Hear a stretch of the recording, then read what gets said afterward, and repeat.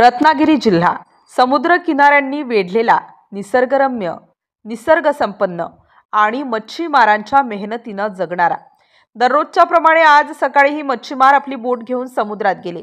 पहाटेचा वेळ, लाटांचा आवाज, आकाशात उगवता सूर्य आणि बोटींच्या इंजिनचा गडगडाट, सगळं अगदी नेहमीसारखंच होतं। पण अचानक किनाऱ्याच्या दिशेने नजर गेली आणि एक अजब दृश्य दिसलं।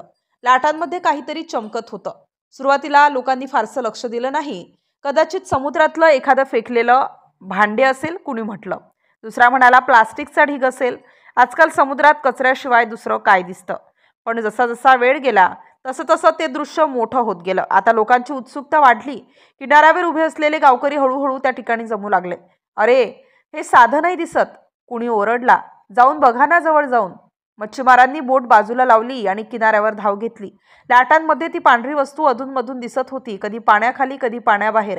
गावकऱ्यांच्या नजरा खिळल्या होत्या।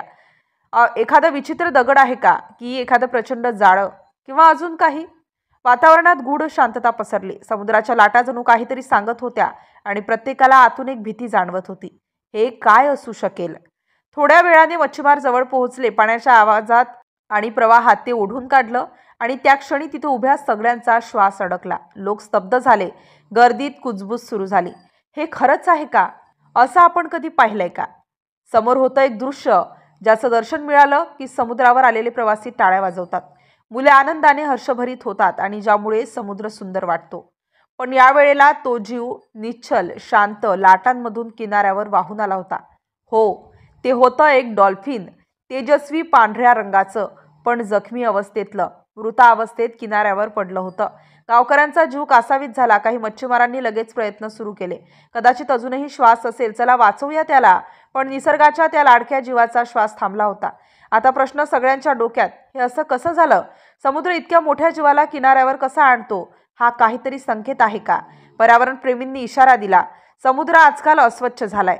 तेलगळती, मानवी कचरा, प्रदूषण, हे सगळं जीवघेणं ठरतंय। पण गावकरी मात्र वेगळे तर्क लावत होते। समुद्र रागावला आहे का?